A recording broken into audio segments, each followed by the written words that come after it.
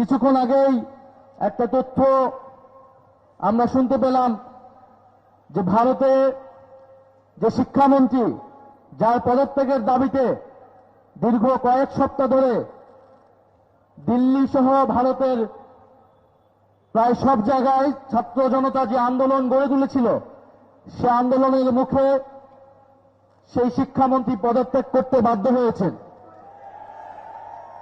আমরা বাংলাদেশের ছাত্র জনতার পক্ষ থেকে, জুলাই বিপ্লবীদের পক্ষ থেকে ভারতের আন্দোলনরত ছাত্র তরুণদেরকে সাধুবাদ জানাই, আন্তরিক শুভেচ্ছা জানাই।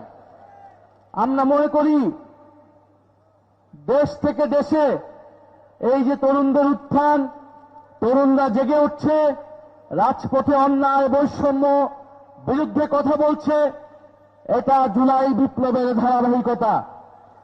জুলাই বিপ্লব দেশ থেকে দেশে ছড়িয়ে যাচ্ছে, কিন্তু দুঃখের বিষয় জুলাই বিপ্লবের পরে দক্ষিণ এশিয়া সহ সকল দেশের সরকার তার ছাত্রদের, তরুণদের এবং জনগণকে ভয় পাওয়া শুরু করছে। তারা সতর্ক হচ্ছে, কিন্তু দুঃখের বিষয় আমাদের দেশের সরকার ঠিক উল্টো পথে হাঁটছে।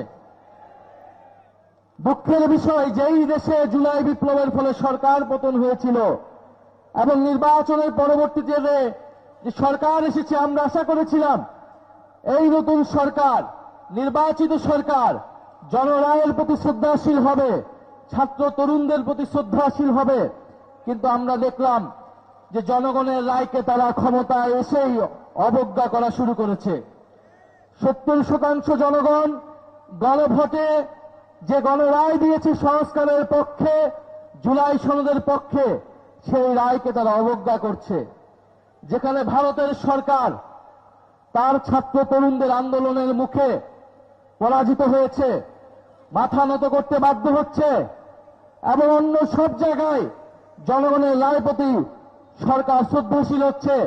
আমরা দেখলাম এই দেশের অন্যতম প্রধান দল বিএনপি, সে তার নিজের দলের ভিতর কোনো সংস্কার আনল না এবং রাষ্ট্রীয় সংস্কারের জন্য যে ন্যূনতম ঐক্যমত্য, সেই ঐক্যমত্য সে মেনে নিল না। যদি সে এই পথে হাঁটে, যদি সে জুলাই বিপ্লবকে ভুলে যায়, যদি সে ছাত্র তরুণদের আন্দোলনকে ভুলে যায়, যদি এদেশের 1400 মানুষের আত্মত্যাগকে ভুলে যায়, তাহলে তার পরিণতি বিএনপি এবং তারেক রহমানের সরকারকেই ভোগ করতে হবে। প্রিয় সিলেটবাসী, সংস্কার বনাম সংশোধন, এই বিতর্ক নতুন করে শুরু হয়েছে এই দেশে।